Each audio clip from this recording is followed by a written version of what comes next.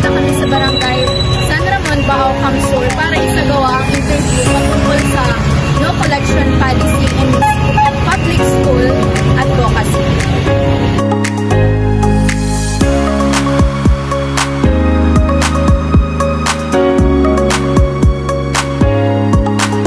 Meanwhile, magandang araw po.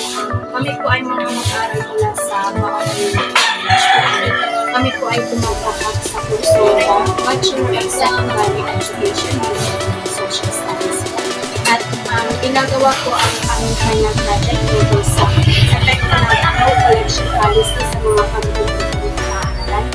Nais po namin malaman ang ilang maranasan at pananaw sa pagpapatupad ng no collection policy makatulong po sa aming pagsusuri kung gano'n po ito ka-effective. Bago po magsimula ang ating po, nais ko po bang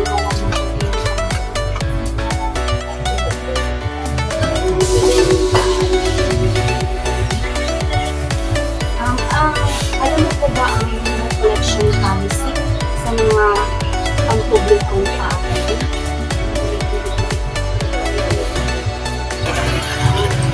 Ang no collection policy po, ito po yung patakaran kung saan yung mga government po pinapatupad sa mga paaralan ang mga pagbabayad po sa classroom or PTA dues. Humingi po sila ng pambayad sa mga estudyante. Sa kanin po ba kayo? Yes, so. Ay, nato kaya? Hindi mo wala ko na. Hindi na ako. Pag meeting na ninyo niya, sabi ka ito, lumok ko sila. Dati ba gano'n mo? Ato, dapat ko. Ako naman ko kaya sa ID. Namin magang.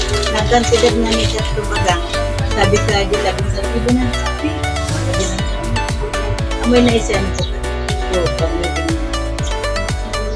So, paano po na-aapektuhan ng no collection policy ang gastusin sa edukasyon ng iyong anak or pamangkin or ako po? May mga dagdag na gastos po ba o nabawasan ang mga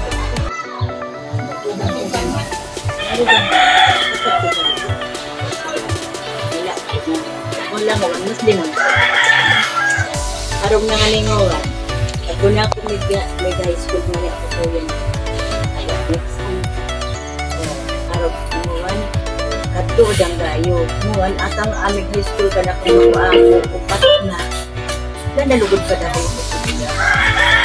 Puro na ako ba yan. Gagawag sa naman. Tapos ka-edit, pero na natin ako. Ka-edit na kaya. Sabi ko nga na po, ating mga eskwela ka, ating mga ikinig, nagpapalang ka.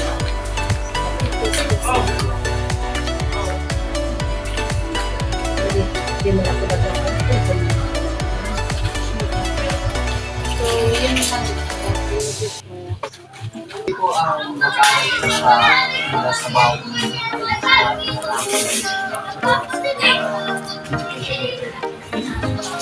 So, at ginagawa ko ng napatungkol ko sa yung collection policy sa mag-try ko sa marriage position. So, lumako po tayo sa unang pagkakuluto. So, alam mo ito ang pagkakuluto. Yung collection policy sa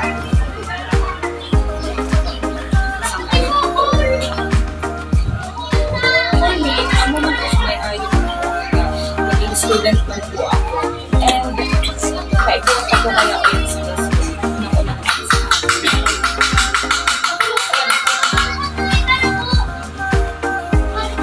so, paano na edukasyon ng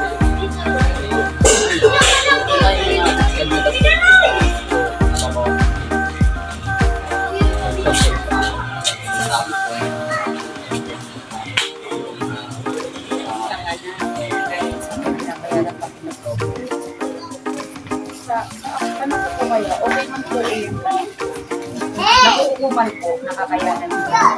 And para man po sa inyo, sa mga electricity sa mga nakukuman po sa and part po ang part po ang estudyante and part po ang magiging parent na supportan po.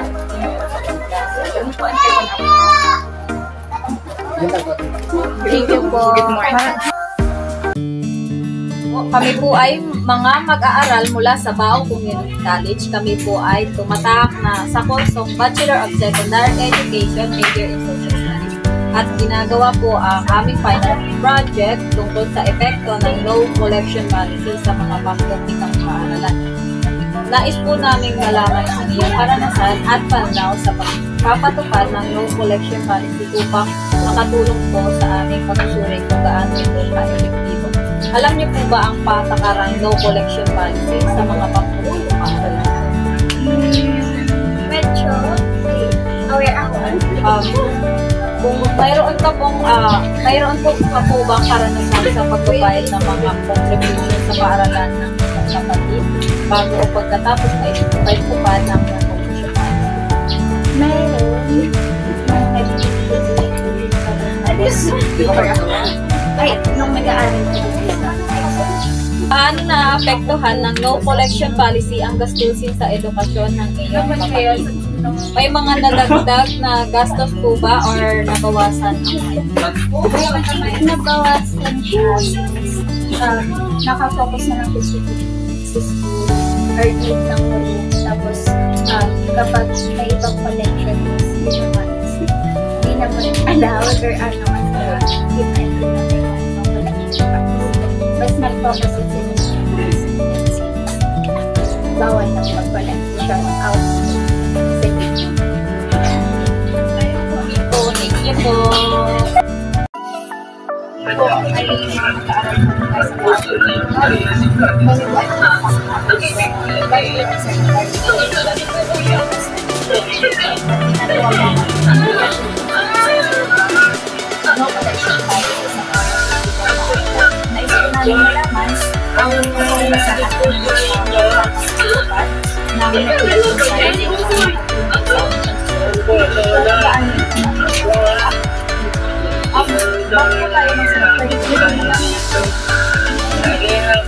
Kasi barangay Kagawad, Tugasway, Happy, Aling, Barangay San, Barangay, Public,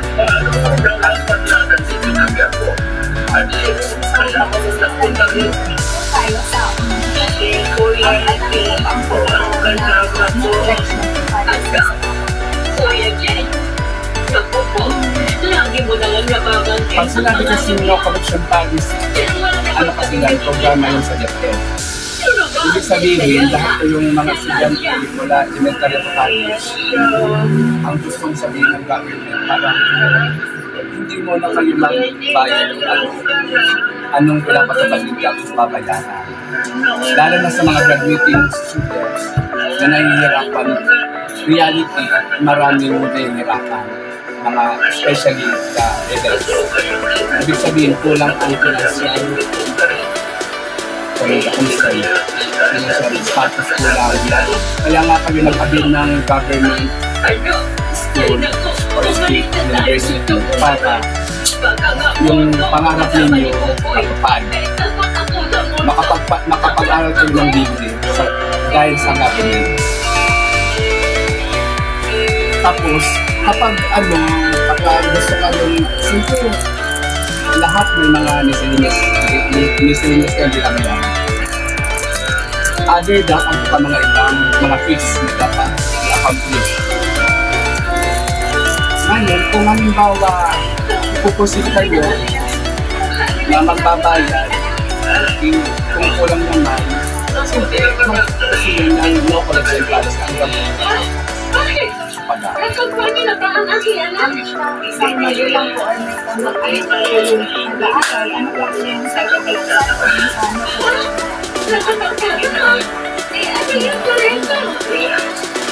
Una, masaya bilang may mga pamangkin, kamag-anak na aral, libre nga.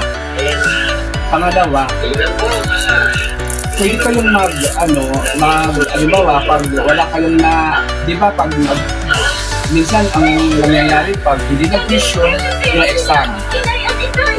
Pag hindi nag-tuition yung exam. Pangatlo, pag napag-usapan ninyo na siguro ma'am, mag-exam mo na kami, kung biglang dumating ang pera, sa kanila.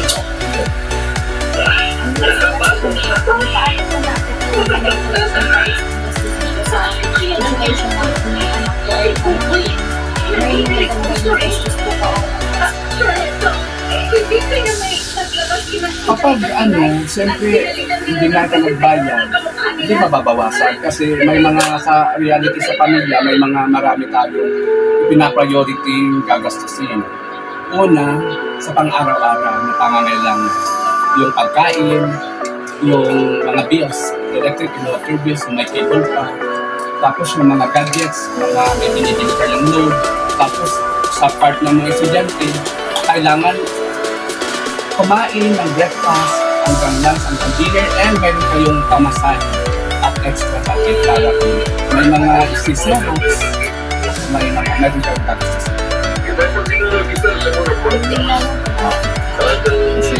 Thank you po. Magandang araw po. Kami po ay mag-aaral mula sa Pao Community College. Kami po ay tumatahak sa posting Bachelor of Secondary Education, major in Social Studies. At ginawa po ang aming final project tungkol sa epekto ng no collection policy sa mga pagpublikong paaralan. Nais po namin malaman ang inyong pangalan. Nais din po namin malaman ang inyong karanasan at pananaw sa pagpapatupad ng no collection policy upang makatulong po sa aming sulit ng gaano. Alam mo po ba ang patakalang no collection policy sa mga pagpublikong paaralan? Oo, hindi naman po. Mayroon pa po bang pananaw pagbabayad ng mga contribution sa paaralan ng pinapagbago pagkatapos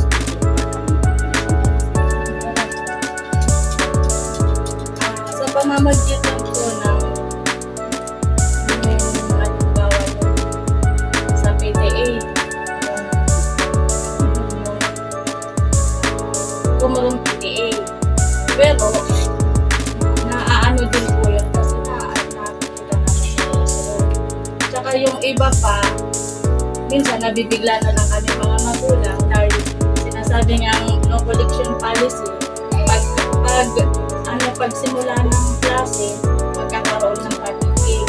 O tapos, mag-aano din sila na magkakaroon na ng ganitong contribution.